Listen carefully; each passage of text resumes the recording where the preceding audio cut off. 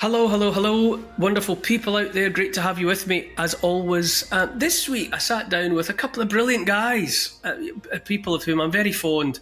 Two men who, like me, and for different reasons and having followed different paths, which is what makes it all so interesting at the moment, all thrown into the whirlwind of current events.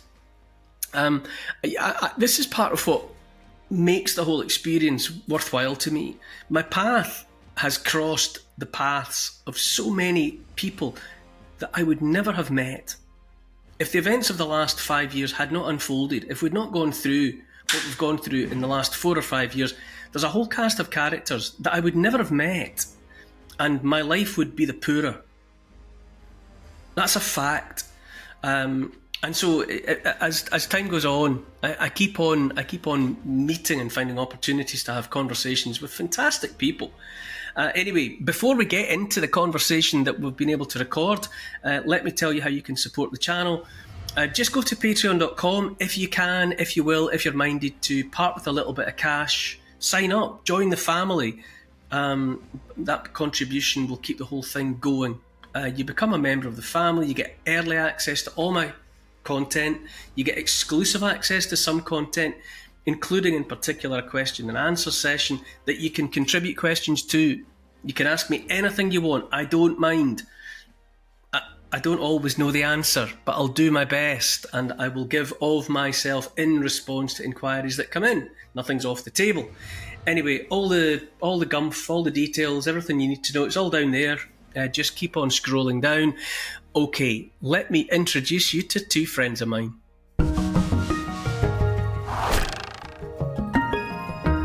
Thank you so much for, well, it's not so much coming. Because you came to me. Yeah, maybe Tim, you could start us off. Where the heck are we at the moment? We're in a little conservation village up in the central belt of Scotland, and in a church conversion that took me about 5 years to do. So I'm still recovering from the stress of all that. I can imagine.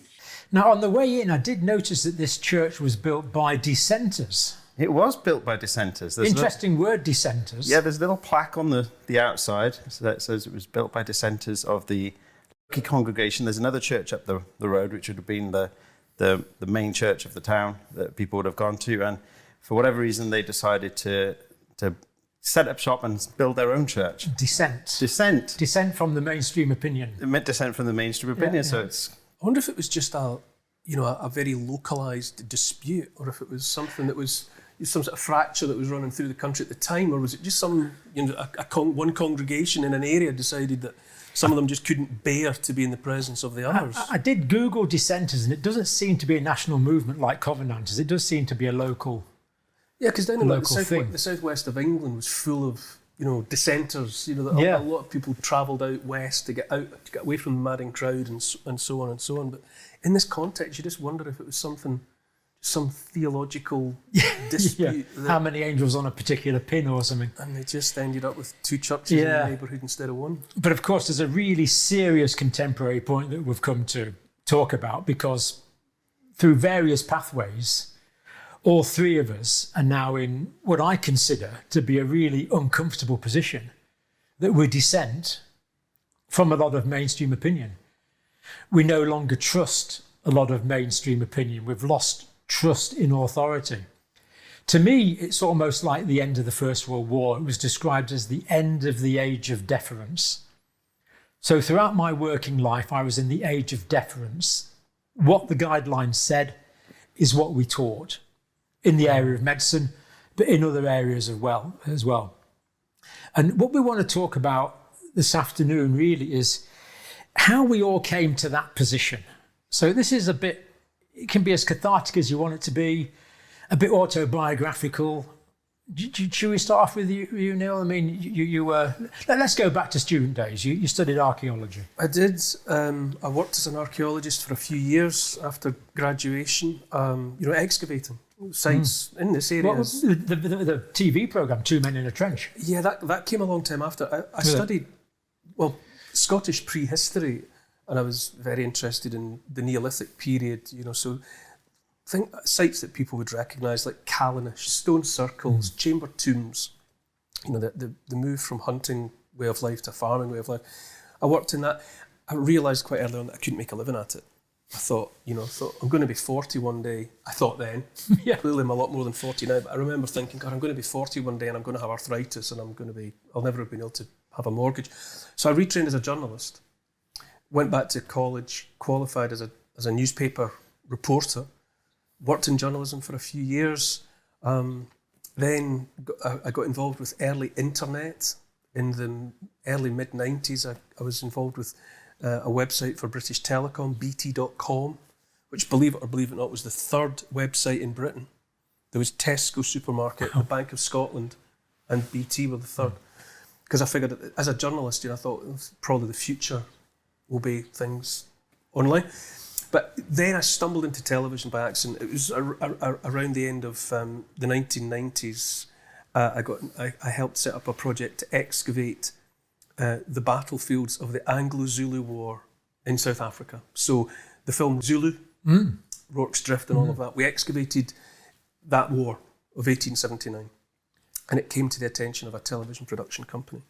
And they one thing led to another, and we made, a friend of mine and we made a series called Two Men in a Trench, which was us excavating British battlefields. Yeah. And from that point on, so that was early 2000s, 2001, 2002, I suppose. And from that point on, I've always been involved in television or broadcast, one way or another. And that was the case for me right up until the COVID debacle. But the Coast series was your big one, yeah, absolutely. Really, Coast was a hugely popular series that I was part of a team that presented that. I also made Coast in Australia. I made Coast in New Zealand. That's why I call myself on social media the Coast guy, because people would come up to me in the street and they didn't know my name, but they would say, "You're the Coast guy." So hence all of that. So I made that for the BBC. I was very much in the establishment, I suppose. I was the president of the National Trust for Scotland. I was an ambassador for a veterans charity called Combat Stress. I was an ambassador for the Association of Lighthouse Keepers. All very legitimate, worthy causes. Yeah, all very much establishment, I suppose. And then when the COVID adventure started for all of us, I didn't like what I saw. Not right away. I believed to begin with, I thought something desperate must be coming. It must be a very dangerous illness. So I was paying attention to that and I thought, maybe lockdown is the right thing to do. I don't know. What do I know? But quite quickly, really because of the impact it was having on my ability to pay the bills, I started saying, hang on a minute. And from that point on, inadvertently, not really thinking it through, I ended up becoming someone who was dissenting, I suppose, at least asking questions. And that has radically, right down at the existential level, altered my life. And now I find myself where I am, which, as you say, is in this post-COVID phase of my life, where all of my connections to all of those things that I previously name-checked ended. People distanced themselves from me, organisations distanced themselves from me, one way and another. And I'm now in a post-trust frame of mind. I don't trust the institutions. I don't trust much of what I hear. Certainly not. I don't take much at face value. Yeah. And I find I'm quite exhausted, to be honest. I'm quite exhausted by the process. I mean, do you feel you've become just a bit cynical, or do you feel you're now seeing things with objective reality? Maybe. I think I think both of those statements are true. I'm definitely cynical. If I hear the government say it, or if I hear one of the big institutions promote it, my position is automatically that must be false, which is cynical. But it means that where previously I would just have let certain statements wash over me and take them, I stop and think, hang on, wait, why? Hold on, what did you just say? What's that about? So I'm definitely cynical, I'm definitely questioning, but I am exhausted by it, because I feel, I said the other day actually, in another context, that you know the bit in the movie, the thriller, where the kidnapper takes the mask off, and you know, on behalf, as the audience, you know on behalf of the captive, that's not going to end well, because it now doesn't matter that they know that you know who they are, so you're not going home. I feel that that's the relationship I feel that I have now with authority, that my world of before, I'm never going back there. No. And they know I know that. Yeah. They know I know that, and they don't care, because it doesn't matter, because that world of before, my life of before, I can't go back to anyway. Would you, is the part of you that thinks, you know, those old securities, no matter how delusional, were somehow strangely comfortable? Well, or do you? Are you prepared to sacrifice your comfort for knowing the truth? I can answer that 100%. I don't regret a thing. Yeah, it's been extremely uncomfortable. I mean, your analogy of the First World War is quite opposite, I would say, because obviously that was a terrible agony for everyone involved. Yeah, but people, that trusting relationship that had existed between the people and the rulers, their government, was fractured for all time. They never, that trust was gone. It's not coming back. And the big houses, with the aristocratic family and the massive staff, that symbiotic relationship based on trust and mutual need and mutual dependency, gone. Yep. I wouldn't change any of it, because I feel that I'm in a much more realistic frame of mind. Yep. I feel as if some sort of safety net's been taken out from under me, but I think, well, that makes you pay more attention to the rope, because you can't fall.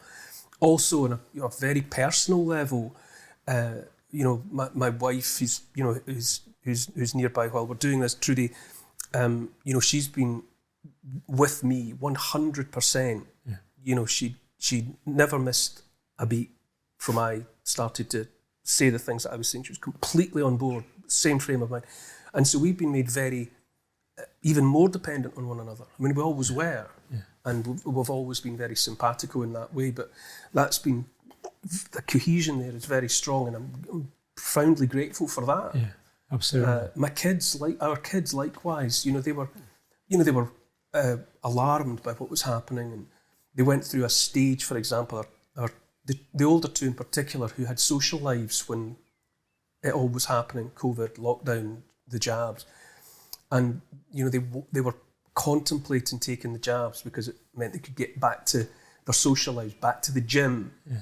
And we said, just wait, just hold off, give it and they did. They didn't take anything, and so I'm grateful beyond description for that was.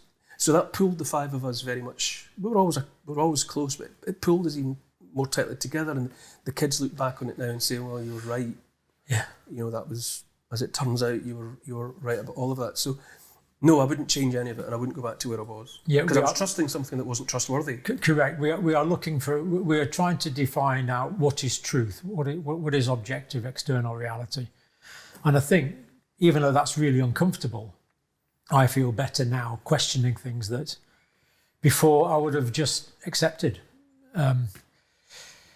Tim, tell us about your story. So, 18-year-old Tim, what was he doing? So I was always a bit of a computer nerd, and I did my first degree in computer. You're still pretty nifty on computers. Well, I'm not too bad. But, so I did computer science and came out of university and did a bit of travelling. I went on one of these expeditions with Rally International as a youth development charity. And I decided I don't want to be stuck in an office, and I had quite naive and cliche idea of becoming a doctor and saving the world, if you like. Yeah. And so I started studying medicine, and it wasn't after very long that I started looking at the sort of the medical paradigm and just thinking, a lot of this doesn't make sense to me, because we seem to be masking symptoms a lot of the time instead of dealing with root causes, and that's making a lot of money for people. And not just that, the whole medical system, it's sort of built into specializations, which sort of blinker the people for firefighting, again, symptoms, rather than actually zooming out and looking at the big picture. And as I started working, this belief and ideas was reinforced really by what I was seeing on the ground, on the wards. And so, as it happens, I didn't really climb the ladder in medicine. I've continued to work in emergency departments as on a locum basis, and I've continued doing systems analysts and other projects, like I've been renovating the church here and doing other business interests, I suppose.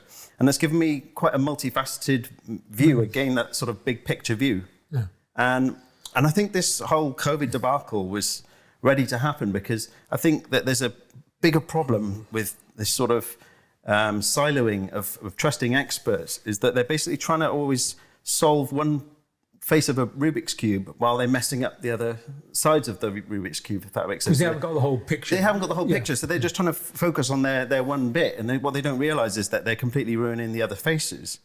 And we need to have this more holistical view of health, and if we don't change out of that way, this interventionist thinking that we can meddle with complex systems without causing massive collateral damage elsewhere, if we can't realise that, we're going to cause a lot of destruction. That's part of why I feel so exhausted and despondent at this point, 4 or 5 years in, because there was a period where I thought that problem had been exposed.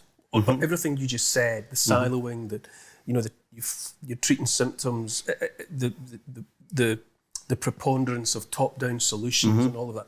I thought it was going to get fixed. Mm-hmm. But then COVID brought it to a head. I thought if it's become obvious to me, and I'm just an ordinary Joe, I'm just someone on the street, I thought we're going to get beyond this. And my despondency comes from thinking, no, it's almost as if something that was disturbed has just settled back down and has almost begun to calcify again. We actually had faith that the systems would come good. But I think all three of us now have come to deeply, deeply question these systems that don't recognise truth, that don't accept the evidence. Well, they don't accept uncertainty. They don't acknowledge uncertainty. That's a massive problem, is that people want to be certain about things, and it's like there's a lack of humility of looking at the human body and thinking, wow, this thing is really, really complicated, and you can't actually just go meddling around with it that easily, because it's the level of complexity is so beyond the cartoon models that you learn in medical school, for example.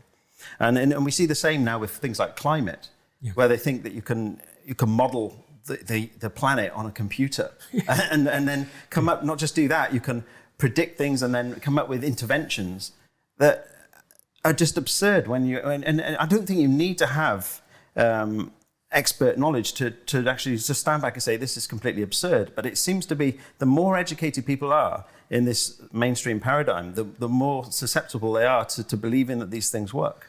And it's just a whole lack of humility, isn't it? The idea that you understand how the body works and you can force a new intervention on it and predict it, and even that arrogantly say, look, this is safe and effective, when actually you haven't got a clue. Well, that was the total absurdity when it came to the COVID vaccines. Yeah. I mean, how can you say something's safe and effective when you haven't got any long-term safety data? And you haven't got time, which is the main ingredient that you need. Am I right in thinking, I'm sure I read somewhere at the time that under a largely self-imposed code of ethics, that pharmaceutical companies didn't ever use the word safe because it's too... They wouldn't say that such and such. It's just safe to take. It's not a scientific word. Then you make yourself such a hostage to fortune. Yeah. If you sprinkle this on your baby, or if you put this in your stomach, it's safe. You can't, because there's 8 billion people, and any one of them might react in an unpredictable way, which would undermine it. And so that went out the window. Safe and effective, and then Trudy and I, as non-medical people, we watched the thing get to the point where they were pushing it into kids and then pushing it into pregnant women. And you think, well, you're not supposed to eat soft cheese or take a paracetamol when you're pregnant. No. How can that authority that's been saying that for generations now say, oh, safe and effective, and bang it into a pregnant woman? Yeah. So I thought, there must be something at the subatomic level that's wrong here. It's two completely different attitudes to risk, isn't it? One is sort of cavalier and overriding and arrogant and hubris, And the other is what you'd expect, a medical caution. It's But it wasn't mismatch. just the vaccines; it was the lockdowns too. Because I mean, there's strong arguments that the lockdowns are even worse. But what you really saw was a complete breakdown of medical ethics, where basically people were coerced or forced to take part in what was a terrible experiment that's really put huge amounts of national debts transferred. The lockdowns transferred a huge amount of wealth from the poorest to the most wealthiest. And people were just coerced to go along with this, with a complete breakdown of the fundamental principles of medicine, really, which is first do no harm and informed consent. Where do you think it's come?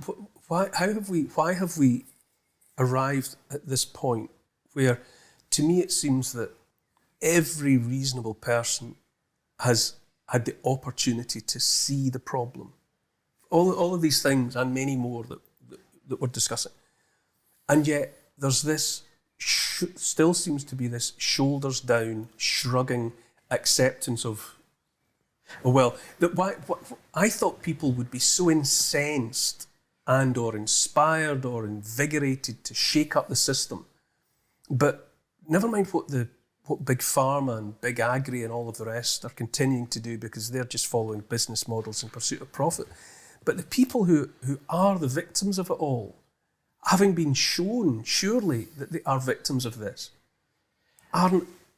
too few of them are angry enough. I think there's a distinction between America and here as well, because I think that there's been a bit more fatigue over here, perhaps, whereas over in America there has been a bit more of a catalyst where people like Kennedy, you've just had a whole movement over there which has said, look, we've got to do something about the MAHA movement, the Make America Healthy Again. And we haven't really had that over here. Why? What's missing here? Well, I think what you described there, that people have been given all the information that people need to realise that they've been well and truly had over in many aspects of life, is there. But to get that, you've got to go back to like primary sources of information. And most people don't go back to the primary sources of information. So I've been privileged. I've talked to leading people around the world that have actually done the primary research on this and have told me what's going on. But that doesn't get onto mainstream media. So most people don't go back to the primary source. What most people read is the summary article or the summary news bulletin that happens to be on at 6 p.m. on a major national news outlet. Most people get the news and the science constrained through the filter, or some might say propaganda, of a particular news organisation who has a particular agenda. That's part of my disillusionment, that I no longer trust the communicators. So the pure science to understand what has gone wrong is there, but people don't go back to that. They just get their news from a summary which is understandable, a summary which is made palatable, a summary which is given in the context of a soundbite, and a summary which is often written and projected by people who have an interest, for whatever reason, in maintaining a particular narrative. So I think that's the answer, that people don't interrogate enough. They just take what is given to them. And the problem is they often trust the people that are giving them these summaries, no matter how distorted that summary is of the original data that was given. I think a lot of this is communication. And this is where what we're doing now, and the new media is so important, that we can actually go from expert to me. We can go from international expert in Australia or the UK or wherever it is, direct to however many people want to click on the video. They're getting the primary source, unfiltered. but for a while, that was under threat as well, wasn't it? Your show was potentially... And still is. Still even more to some extent. The censorship has tightened. Really? Absolutely. Yeah, I mean, it's difficult to draw broad conclusions from one example, but the number of people viewing content that I put out is going down. It's not going up, and it's possible that is just to do with people drifting away, not interested anymore. But I talked about fatigue. But I tend to think that a lot of content, my own included, is being suppressed because the algorithms are set to promote some content and to suppress other content. I've watched your numbers also hugely affected, down dramatically. So I look at my numbers, or Trudy will look at the numbers and she'll say, look at Dr. John. 6 months ago, that kind of thing. He would have, we look at other providers of content, whatever, Russell Brand, everyone, even the really, big names that command millions of subscribers, you can watch the numbers going down. So, and there's still stuff, even in the face of, you would think that there were, a truth-seeking society based on sound principles would welcome new media in that it's offering to a large audience alternative sources of information. But on the contrary, they're collapsing it down because they haven't learned. They don't want information getting out there to the people. They've realised that actually challenging and legitimate arguments are being made on these channels within that content. Yeah. We don't want that. Yeah, we can't challenge it. Don't want scientific-based We can't arguments. debate it, so we'll just shut it down. And there's laws going through. Online safety bills and all of the rest of it, not just here, but it's in Australia, it's in Canada, it's across Europe, the EU are at it, it's there in America. This determination by the powers that be to, we can't have the general population openly discussing this stuff. I think the very success of this new media, that we are going directly from primary source experts to the individual sitting at home, that is, I think a lot of people are seeing that as a threat. And because people have got large numbers of views from that, the threat has now been made real, and we're now suffering from a counter-offensive. Do you think people just don't want to know? I don't know how much. I think people want to know. I don't know how much the fatigue aspect is a part of this, actually, the sort of COVID fatigue. Because I do... When I speak to just people out and about, it seems that everybody acknowledges that what the government did was wrong, and the whole narrative just doesn't stack up, basically. But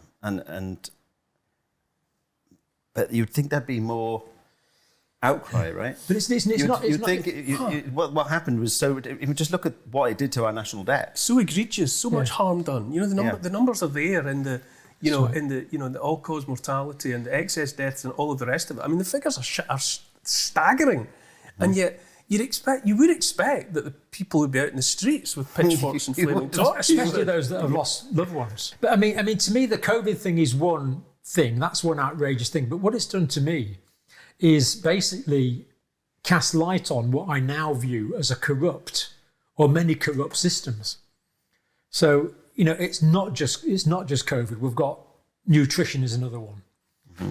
When life begins and ends is another one. The narrative is controlled. Nutrition, the narrative is controlled. Geoengineering, again. So COVID to me was just the flare, if you like, that lit up the entrenched institutional problems that we've had for I don't know how long, potentially for. Yeah, I was looking at these problems way before COVID, and one of the benefits of the whole COVID era is it has connected. We wouldn't be sitting here now if that whole debacle hadn't happened. And so what it has done is has connected a lot of critical thinkers together, and you'd hope that there'd be enough critical mass for them to make a change, right? How come you were so ahead of the game, Tim? This is kind of intriguing, because you were. I think it goes back to that what I was saying earlier about having multiple perspectives on a problem. So I'm not an expert of anything, but I've got a lot of knowledge in a lot of different domains. So I see the world from lots of different angles. And really what the COVID thing really was, if a lot of the things that were being purported were plausible, but if you were looking at them from several different angles, sophistry. They weren't plausible. It's a bit like if you close one eye, you can get caught into illusions of distance of what things where things are.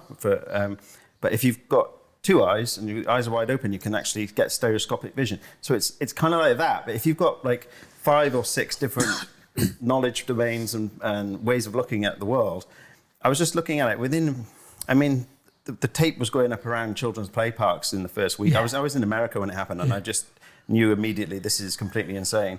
And I'd kind of been predicting something like this because I've been following this idea of mind viruses, and the internet has become a very fast medium for bad ideas to transmit. Now, what the establishments, I think the establishment would recognize that, but they think that the solution is that you can censor your way out of that problem. But that doesn't work at all, because you create a massive positive feedback loop. If you shut down any form of dissent, you just get this loop going round and round where the bad belief takes hold, and the people who think that they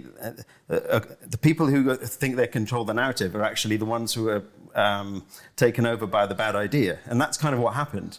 And you saw this huge loop, and I mean, I was actually looking at it very much like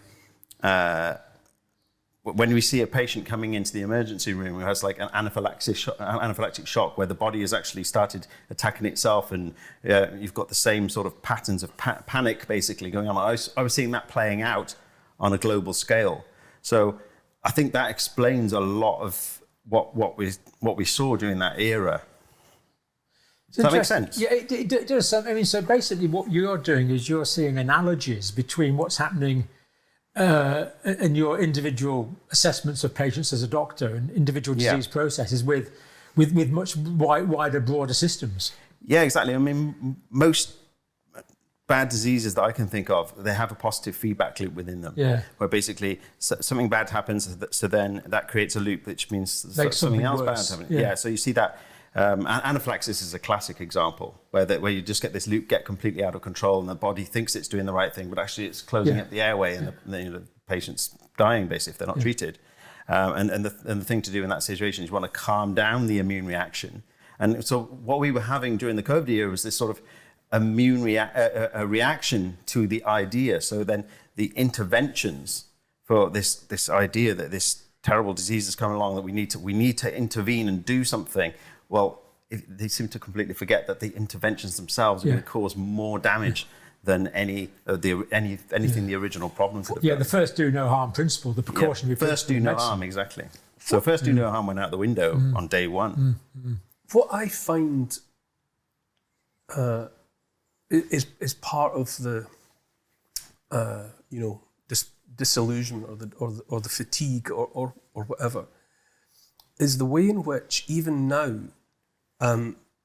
the so much of the general anger is still directed at the people like us that we're trying to point out the problem, or we're saying, I think there might be something bad here. Kill the messenger. It's that idea of Jimmy Dore says, or one of the commentators says, he's forgiven his friends for being wrong, but they won't forgive him for having been right. And there's something very revealing, I think, and I don't even claim to understand it, about human nature, that even now when it's been made so apparent that the establishment, the big institutions, the NHS, the politicians, everything let everybody down so badly, there's more of an appetite for bygones be bygones and moving on and putting it behind us, while still being angry with people who were actually right all along. Mm-hmm. The forgiveness has been extended to the perpetrators of the crime. Yeah.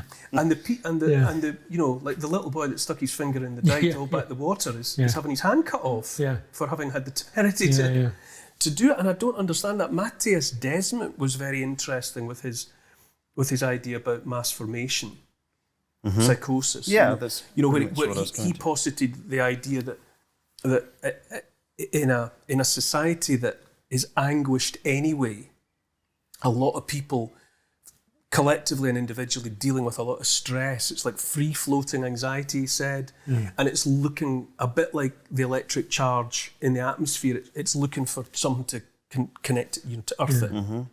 You know, and I do, and as I say, I'm aware of these ideas, and I know instinctively that he's onto something there, but I can't make sense of the way in which the people's anger, and it's there, is no longer really palpably directed at the people who did it. If they're angry with anyone, well, they're much more inclined to be angry with somebody like Russell Brand. Yeah, to latch onto that, and yet all he did was spend a couple of years going, hold on, I think there's something severely wrong here. I believe that's propaganda and disinformation. Nero burnt Rome and blamed the Christians. It wasn't the Christians that burnt Rome. You know, and in the same way, the wrong people are being blamed now, and the people that are guilty and culpable, well, because of the control of the narrative, that is not evident to most people. But don't you think it's also because the lie is so big? Yeah. The problem is so big. It's so preposterous. That people, without even trying to get their heads around it, just think, I think if I had to come to terms with that, it would mean root and branch, you know, fundamental rethinking of everything I believe. My paradigms, all of it would have to go out the window. This is brilliant. Yeah. And so I think what I'll do is I'll just move on. The position we three are in. That's the position. Yeah, we've talked about this before, John. Yeah. Exactly what you've just outlined. That if you imagine your belief system is all your beliefs are interconnected with each other, and for somebody to tell you, well, that the whole era was just complete nonsense. Basically, everything they told you was the opposite of what you needed to do, or of the opposite of the truth, basically. Then there's a huge stress then that you would have to change all of your other beliefs, and so it's easier to just look away and just mind your own business and just potter on with what you're doing than actually acknowledge that a lot of your entire belief system is built on sand. I mean, that's what we've done, really. We've given up comfort for reality. Oh. And I for one, would rather... It really is a matrix situation. But I didn't have the comfort in the first place. No, you're ahead of the game. We talked about that. I was, as far as I know, I'm one of the only doctors who said at the start, I was trying to get on as many radio shows, and they had me on initially, and then the censorship got in the way, and I said, this is a really bad idea. The collateral damage is going to be insane. Yeah. We should not be doing this. And anyway, I got threatened with my job as well. I wish you'd talked to me in 2020, Tim. You could have saved us a lot of But if I'd have tried to, would you have listened? It's a very good question. So, I mean, you know, we got the new. Well, like everyone else, I get slightly out of step on exactly how long ago certain things were. But when they were suggesting that we're going to shut the schools, the very first time they shut the schools, and our kids were 5-6 years younger than they are now. They were all still at school, and Trudy and I were, oh my God, if they're threatening to do this, there must be something. This must be really, really bad. You know, we did get prickled with the panic because we thought, if the Prime Minister's saying it and if the senior scientists are all saying it, who are we to? And we couldn't get the kids out of school fast enough. Yeah. On the first Friday because we believed them. Yeah, but it didn't last. Within a couple of weeks, within a couple of weeks, we were saying, hang on a minute. Hang on a minute. I mean, we did get barreled along. We got knocked off our feet to begin with. No. That's a few weeks is pretty quick. You did well. Yes, but we were also there was naked self-preservation going on there as well because I'm a self-employed person. You need to make a living, and all my avenues to keeping a roof on the house were cut off. So Trudy and I were looking at each other, going, a couple of days, couple of weeks, maybe, but if this runs to 6 months, we'll be. So my alarm bell was ringing straight away because I was hearing the term modelling, and my first degree being computer science, and actually my dissertation was on modelling of traffic. So I've had a taste of modelling, and so I know for an absolute fact that as soon as you get over a couple of variables, you can make a model tell you anything you want. It's just a complete nonsense using modelling in that way to direct a sort of pandemic response. Neil Ferguson, that's what it was based on. So as soon as you heard the modelling, that was an alarm bell. As the ticker tape, the police tape around the children's playground, that was an alarm bell. And then just the whole, it was just obvious to me that you'd have this goalpost effect that would just get wider and wider and wider. And that's exactly what happened. And it just seemed like these lockdowns are never going to end. Yeah. It was just absurd. Yeah. But I was like Neil, we originally believed it. I mean, I remember the first Downing Street press conference, it was the Prime Minister, the Chief Medical Officer and the Chief Scientific Officer. And my wife said, well, that's what you want, isn't it? the Prime Minister, the Chief Medical Officer, the Chief Scientific Officer. Little did we realise that subsequently there was questions about all three of those individuals. Yeah. Well, and then so the establishment has made a complete fool out of themselves, and it's there for the world to see. But not many people see it because of the control of the media narrative. This is the problem. To get back to that point I was making about the people preferring to turn away rather than contemplate the enormity of what has actually probably did happen. There's a great way of thinking that I ran across called the staircase of disbelief. Have you heard of that? No. And it's, well, the idea is that if you imagine a staircase just going up into the sky, sort of Jacob's ladder style, Yeah. and you don't really know where it goes. But the first step, it could be a different step for everyone, but let's just say your first step happens to be accepting that what we were always told about JFK's assassination wasn't the story. Mm-hmm. So you're up on, and you accept that was an inside job. So now you're on step one of the staircase. It's got 100 steps. Can't see to the top. And so then now you're on step one. So the likelihood that you might go on to step two is 100% greater than it was when you stayed off, when you were still on the ground. True. And whatever, step two might be 9/11. Mm-hmm. Maybe if they lied about JFK, maybe they're not being completely honest about what happened in 9/11. Now I'm on step two. And so the problem is, well, oh God, now I have to contemplate step three, which when you were still on the ground, step three would have been utterly inconceivable. You'd never gone anywhere near step three. But it's like a gateway drug. Mm-hmm. It's like a couple of puffs on a marijuana cigarette. You're a bit more likely possibly to try something else. So up you go. So so most people don't want to, they know that if they allow a little chink of light into their darkness, oh God, then I might actually have to open the window and look outside. So I'll just stay in here. And that's your point before. Recognising the truth is unconscionable because it is so massive, and it makes the rest of your life up to that point, in a sense, non-valid. Exactly. I was 55 or something 53 when this all started, and you have to contemplate thinking, I may have been being duped for 53, 54 years of my life. That's what it means, and that's not nice. But not just recognising the truth, recognising uncertainty as well. Yeah. Because I think that one of the biggest problems is that people want to be certain about everything. And I don't know. It's a comfortable place to be, isn't it? It is, yes.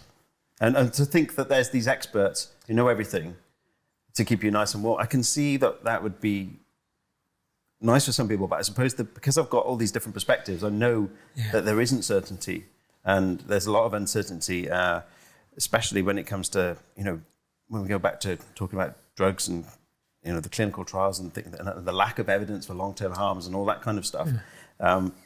There's a huge amount of uncertainty out there, but people want to believe that there is certainty, safe and effective, safe and effective, safe and effective. But actually, the world is grey. It's not black and white. Another thing that's come out talking to world-leading experts, so I've talking to the world-leading expert on immunology or cancer or infectious diseases, and the amount of things they don't know, and the honest that they don't know, and yet this is the guy or the woman who purportedly knows more than anyone else, and they've got doubt and uncertainty, and yet you have people right down at the hoi polloi, relatively minion level, who seem to think that they know. Well, actually, when you're dealing with something complex like the environment or like the human body, you don't actually know. Well, exactly. What you should do when you come out of medical school is you should recognise how little you know about the human body. Tiny amount. You've learned all these reductive models, simplistic sort of cartoon models of the human body, which, to be honest, that form of learning where you can simplify everything down and they say, having this simple drug is going to fix this problem.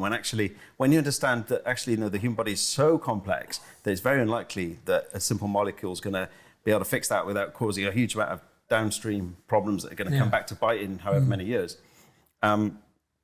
That's a key part of the problem, that humility to say, actually, I know enough to know that I know nothing. And Socrates said that. Yeah.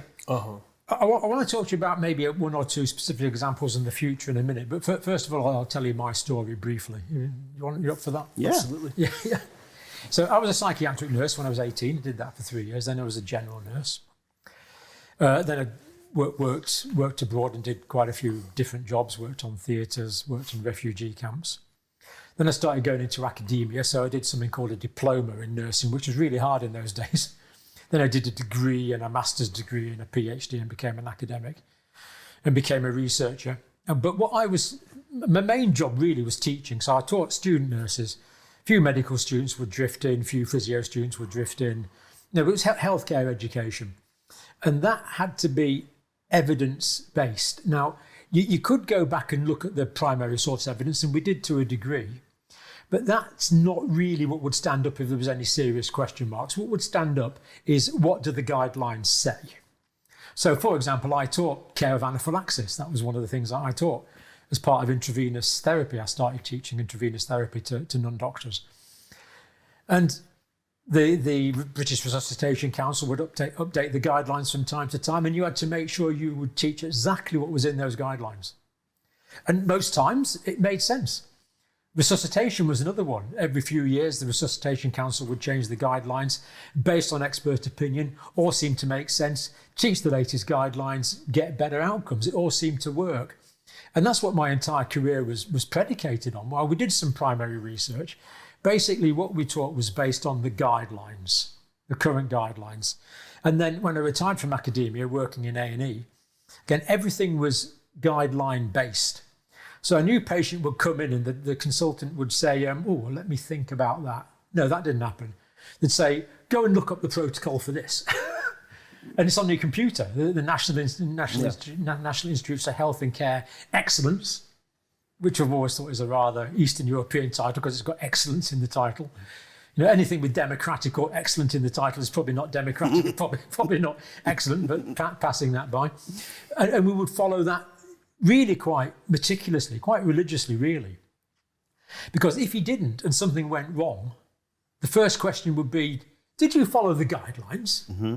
And if you say, no, I know better than the guidelines, really? Shouldn't you had to follow the guidelines. So when COVID came along, I still had this deference to authority. Mm. And I followed the guidelines. Looking back, I was wrong. No two ways about it. And more evidence came along. And if I have any saving grace at all, it's that I tried to follow the evidence. C.S. Lewis, follow the evidence wherever it leads. And it could lead to a really horrible place. And in some sense, it does lead to a horrible place, but you follow it because that's the nature of reality. And was it gradual for you, John? Well, what happened, so basically throughout 2020, I accepted the narrative. And then 2021, question marks started coming more. Because you had your dog with the mask on and everything in the background, didn't you? Well, I believed what we were told. Yeah. I got that wrong. Mm-hmm. I believed the narrative. I'd done what I'd done for the past 45-year career and followed guidelines, which, to be fair, had served pretty well up till that point. Mm-hmm. So, the guidelines on antibiotic therapy, on sepsis, they all made sense, and I could see them at work saving people's lives. There was a rationale to it, and it all kind of made sense. So when the odd things started coming up that didn't quite make sense, you'd hear a death from a vaccine, and you think, well, this happens. I've seen people die from paracetamol, not from ibuprofen. We've treated it, but I've seen people who would have died from ibuprofen without treating it. Unfortunately, happens. So at first, I still accepted the narrative, but then the evidence accumulated. And what was the main thing in my mind was people talking about vaccine injuries. And I started talking to people about the vaccine injuries they'd had, and I realised these weren't isolated cases. And that's kind of what started the questioning. And that developed from there over really a 6-month period, really, from maybe the end of 2021 to the beginning of 2022, realising that this is actually a house of cards, a lot of this. Then they came to realise how much financial investment people had, how much control investment people had, and how that was affecting, how was that, some might say, dictating the narrative. So having believed that my superiors were working on sites, which I think, to be fair, they had done for a lot of my life. I was in this horrible situation where I realised they hadn't. Now, looking back, even the science I followed for my entire career was somewhat biased, because that's based on what's in British National Formulary. That's based on what's in the NICE guidelines. And I thought that was based on evidence. But actually, where does that evidence come from? Well, very often that evidence comes from people that have paid for that evidence to be collected. Exactly. So I took it back a stage further. And the other thing that really brought it home to me like a ton of bricks was the repurposed drugs. Mm-hmm. I talked to doctors around the world who were saving lives with these drugs that were branded as horse medicine, horse paste, and other drugs. And I realised that these doctors I was talking to were really experienced, clever clinicians. And when they told me something was working, you can't ignore that. And yet people were saying this is rubbish. I had a moment watching the Dark Horse podcast that Brett Weinstein hosted with Steve Kirsch and Robert Malone. Yeah. It's like 3 hours worth of stuff. And I found it jaw-dropping because, Steve Kirsch talked about ivermectin and he talked about repurposing. That was what he was in the business of. He was in the business of, whenever something happened, they would say, well, what have we already got? Yep. Does it also work for this? Let's do this kind of thing. Yeah. And then when I realised that it took like no time at all to look up ivermectin and find out all about ivermectin, which was that it was this wonder drug that had been, Nobel dosed Prize billions of it. 2015. And it was a wonder drug, and it was in such and such a health organisation's absolute toolkit that you've got to have. Make sure you've got ivermectin wherever you're going, because it'll definitely do no harm, and blah blah blah blah. And I thought, and yet obviously Joe Rogan, who had taken it, was being ripped apart because everyone and anyone was saying, "Oh, Joe Rogan takes horse tranquilizer." Ferociously attacked. Horse. And you thought, but if you just Google it, it tells you all this stuff about how it's been given billions of times, and it's for river blindness, but it's also an anti-inflammatory. Blah blah. And I thought that was clearly there's got to be something. There's something badly adrift here. But why? And you got castigated because you had been, as what you've just said. But I found your story amongst the most affecting because you changed course. Yeah, you changed. You could have doubled down. You could have just stepped away from it. You could have just, turned off the lights. But you didn't. In the face of everything you had said, you then started saying, "Hang on, So I thought, while you were being ripped into by some for that change, I thought, no, wait a minute, that's... Yeah, I've seen people put videos up of you back in 2010 and criticise you for saying, but he was saying to take it or whatever. But the thing is, the whole point. The whole point was that John thought that and honestly said it because he thought it. And then he's read enough and talked to people and he's changed 180 degrees on some of this stuff, and now he's saying that. I thought that's what you want. There's a book called The Illusion of Evidence-Based Medicine, which I'd highly recommend reading. And that explains how this whole illusion manifests, really, from what you were saying earlier about clinical trials. And actually, if you're a body assessing the evidence, the actual evidence on the table to assess, who puts that there, that's the critical thing. Because if you're not looking at the right if you're not creating the right studies in the first place, you're going to get a very biased view of what is working and what isn't going to work. But not just that, a lot of these studies only look at short-term outcomes. They don't look at the big picture. It's going back to what I was saying about zooming in and just seeing a narrow slit of the problem without stepping back and actually saying, yes, but what's the long-term effect of this drug? A lot of the time, it's not properly examined. In a sense, Sackett anticipated this. The father of evidence-based medicine, didn't he? He talked about the three-legged stool. So he had what the evidence said. And that's the one we're having the problem with now, because the evidence is what vested interest wants to give us and other evidence is ignored. But he also talked about expert opinion, the gut feeling of the doctor, which basically has been ignored. And he also talked about patient preferences, which has basically been ignored. So two legs of the stool are basically ignored. What the patients want is largely ignored. The doctor's gut feelings, well, doctors aren't allowed gut feelings anymore. They've got to follow the protocol. But the protocol is based on this evidence, but the evidence is highly selective. Evidence of things which are absolutely brilliant could be suppressed. The research is not done. The research is not commissioned. But the research which got a particular outcome that's desired is paid for, gets to the table and is authorised. And that's before you even start talking about revolving doors. And and people going from regulators to industry and from industry to regulators. And the more I've learnt about this, the more uncomfortable I've become. And the more, like you, Tim, I think we're working under an illusion of evidence-based medicine. Yeah. And also always thinking about, okay, so maybe this drug does help in the short term with the symptoms, usually masking the symptoms, but what could that money have been spent on? How could we have helped that person eat better food, deal with their stress better?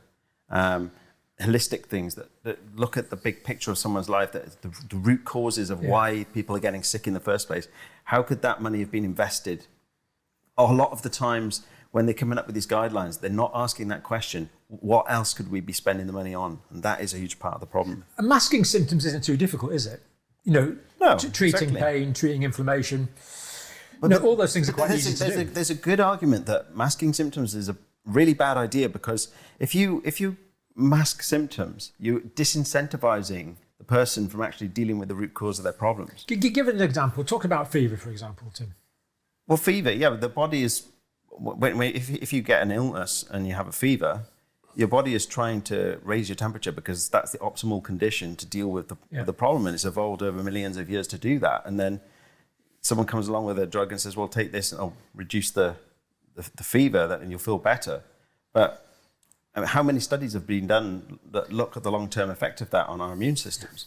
I find all of this so fascinating. The necessity to embrace complexity is either, I suppose, terrifying, or it's. I think it's fantastic. I think the more you sort of embrace that this is a complex problem and it doesn't have a simple top-down solution, I find that invigorating. It makes me feel better in my place as a tiny cog within the massive machine. I think I don't have to understand all of this. It's almost the point, because by not understanding, you'll ask better questions, and you might actually add, by your contribution, a tiny little nugget of something to the great sum of wisdom. So I find that complexity the whole point.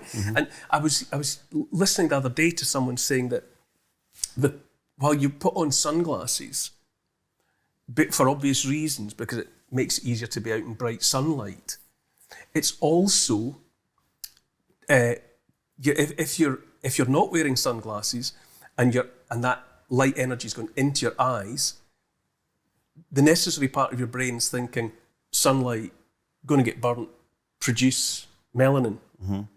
So if you wear sunglasses, that your body doesn't. Oh, it's dark. Don't need the melanin. Yeah. So now you need the sunblock because you put the sunglasses on to trick your body into thinking it's in the dark. Yeah. So you're going to get burnt. So you've got to put on sunblock. But you don't. But all of that would be taken care of if you just put the sunglasses on.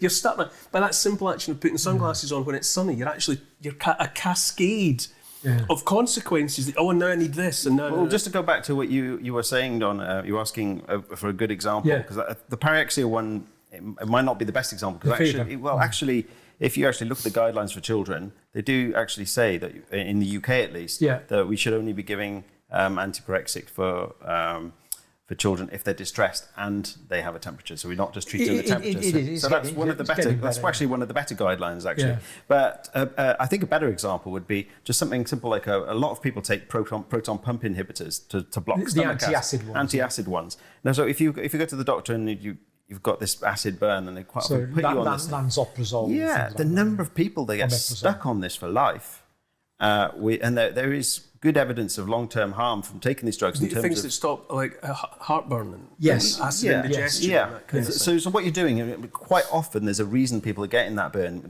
Quite often they're having too much sugary drinks and things like that, alcohol. And just lifestyle things, too stressed and that. So you're basically, the body's trying to tell you something, and you're basically taking this drug to mask that symptom. But then in the process, you're meddling around with the most complicated system with the gut, with all the bacteria that's been shown to be like a brain gut-brain axis. So much complexity. B12.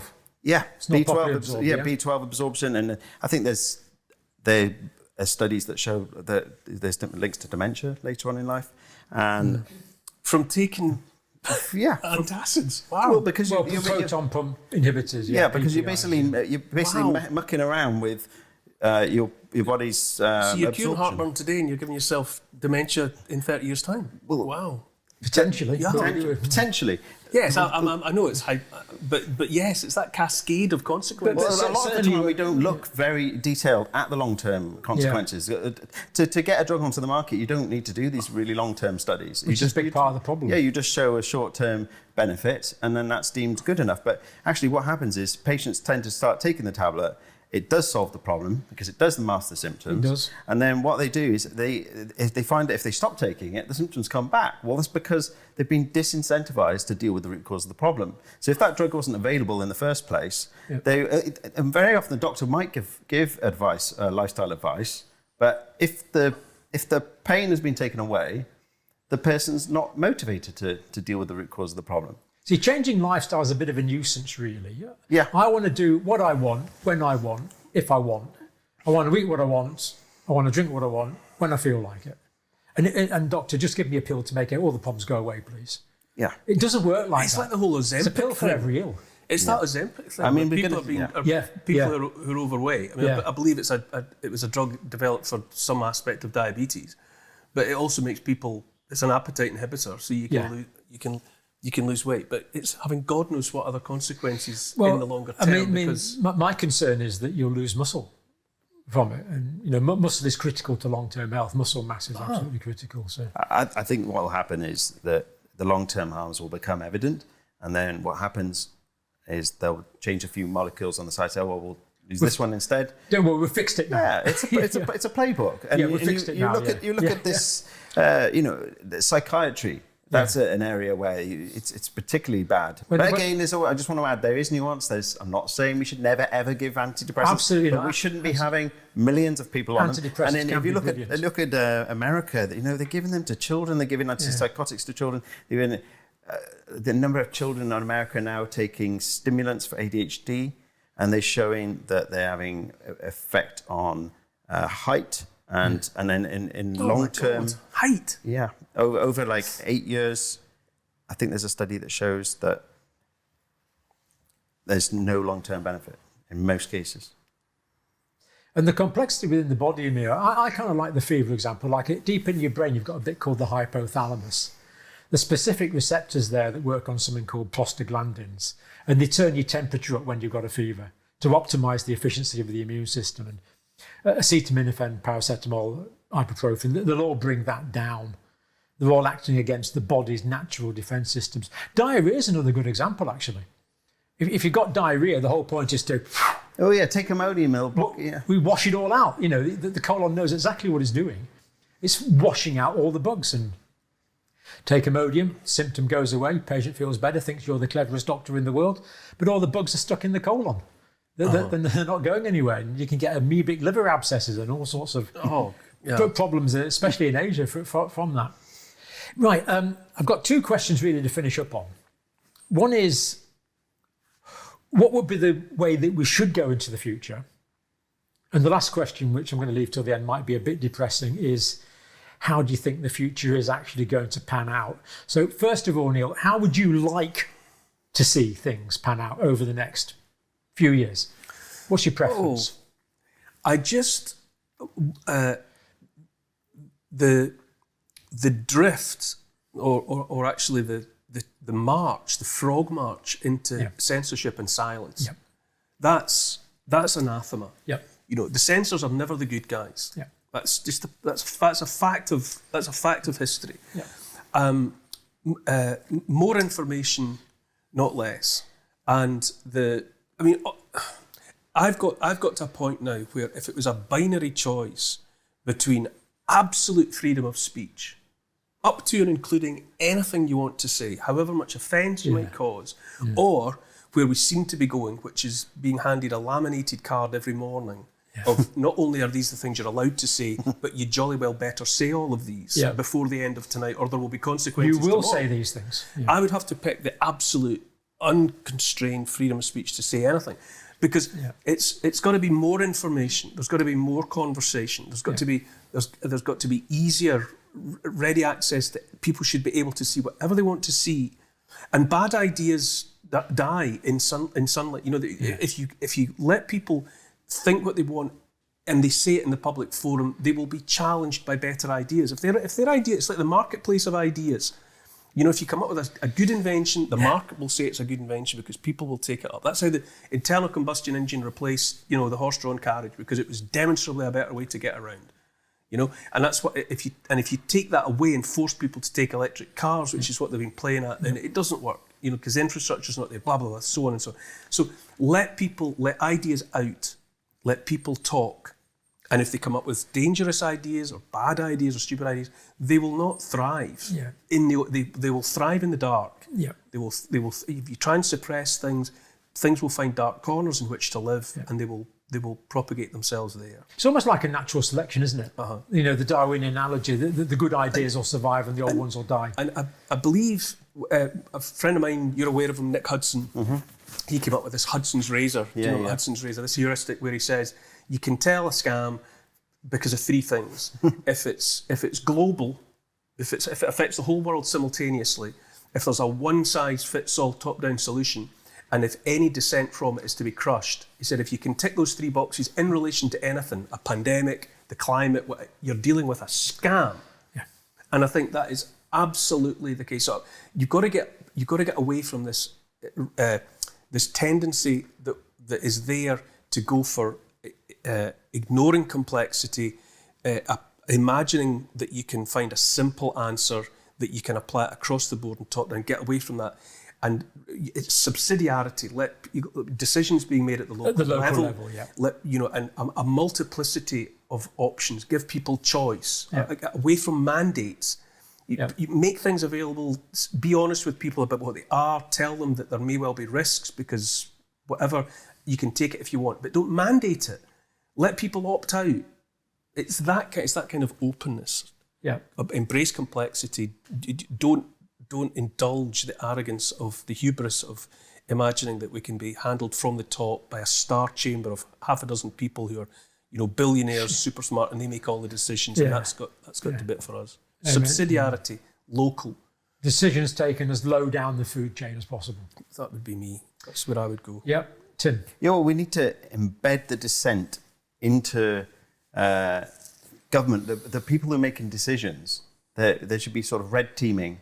At the moment, there seems to be it's sort of unfashionable to go against the grain. Yeah. Whereas they actually need to have people saying, are you sure that's a good idea because of this, this, this, and this? And that needs to be not just in the top government, but really at every level, right down to the department level, where people are looking critically at policies and looking at the big picture and saying, is this good for the health of the nation?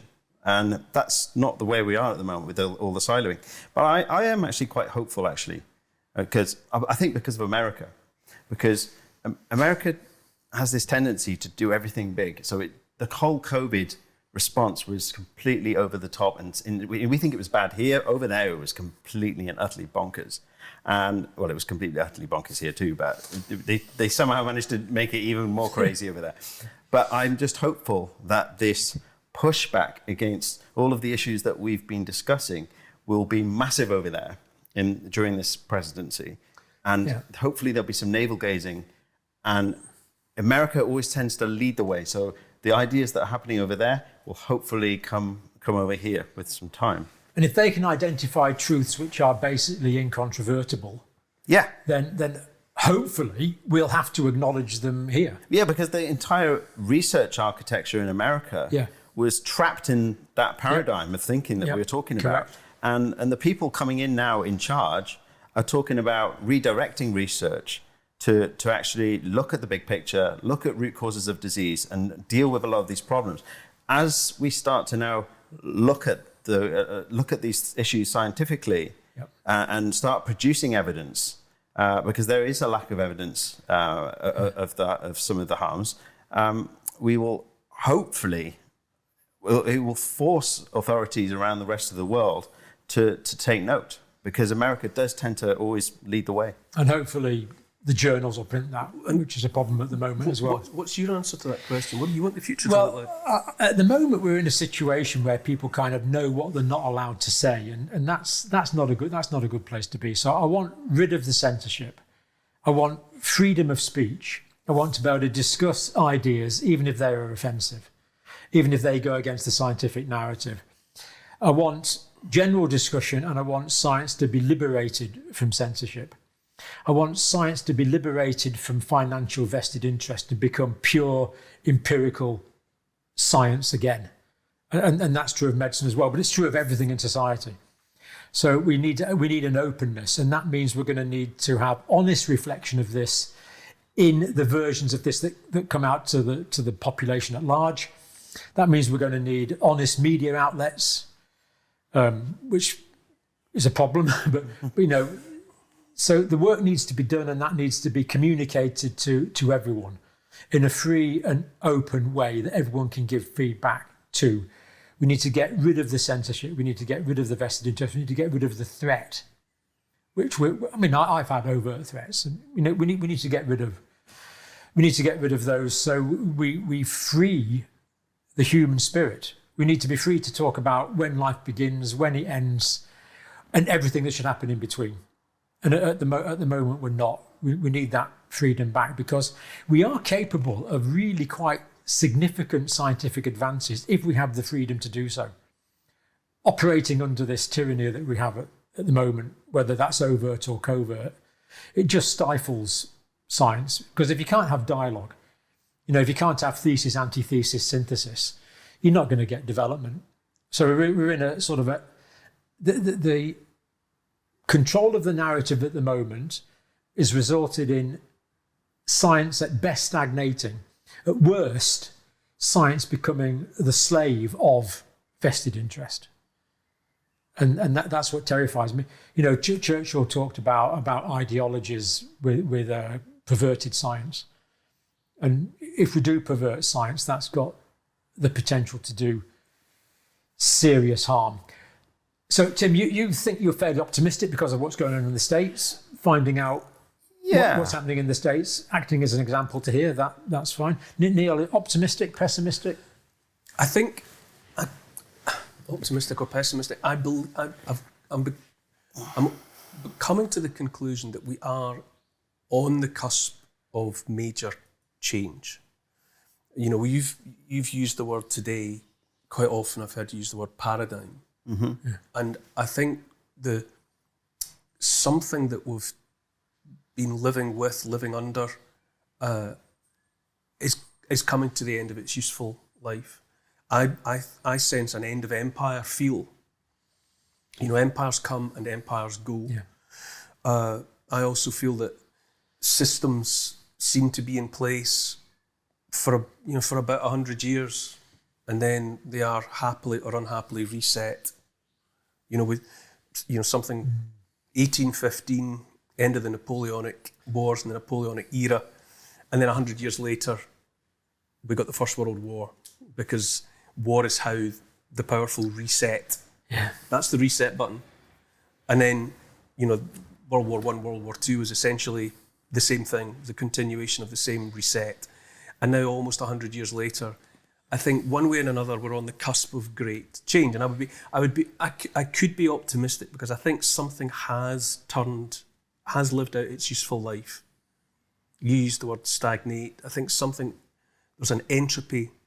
I could be optimistic if I thought enough people were even open to the possibility of change, rather than just rearranging deck chairs on the Titanic, applying, treating symptoms and not underlying causes. Well, the way I look at it that's is... we need to do that with society. I think there's an underlying societal, civilizational sickness. I agree. You can't just keep giving it ibuprofen and a sticking plaster. I agree. You've got to get to the underlying cause. Couldn't agree more. Well, because if you don't, the burden is going to get too high, basically. And so whichever way you look at it, either we fix it now and it'll be fixed, or it's going to collapse. Like there will just the disability burden from just the metabolic health catastrophe that's playing out right in front of our eyes, just going any any supermarket and just see the absolute garbage that's being fed to the population. People are sick. You can see it around. The number of people that are lumbering about, morbidly obese, walking on sticks, pushing frames, not old, in their middle years, grey of complexion, grey of pallor. Yeah. You can see the unwellness, the simmering unwellness. So you've got that sickness in the population, but there's also an economic sickness. You look at the cost of electricity and gas in this country. We just cannot power industry with these unsustainable economic figures, basically. So we are going to collapse on this road that we're being taken down. And so either we deal with it now and recognize it now, or I see that we collapse and have to deal with it then. But if whatever happens, I think it collapses, and something hopefully new is born from that. This is happening in so many areas of life, whether we're talking about mass societal change, which we're undergoing at the moment, whether we're talking about science, whether we're talking about medicine. So many things do seem, I agree with Neil, seem to be coming to a head. And it could go either way. But it's in our hands. And Trudy always says, Trudy's an optimistic person in a way that I am. And we complement each other in that respect. And, Trudy sort of inculcates in me this sense that even if you aren't, you're obliged to be optimistic. To some extent, I don't think my mum used to say you can choose to be happy. I don't know. Or you can choose to, and Trudy insists that you can choose to be optimistic, and I sometimes feel obliged to do it even when I don't feel it. Personally, I'm concerned. But Yep. And on that note of uncertainty, Tim, thank you very much. Neil, thank you so much. Thank you, Dr. John. And thank you for watching.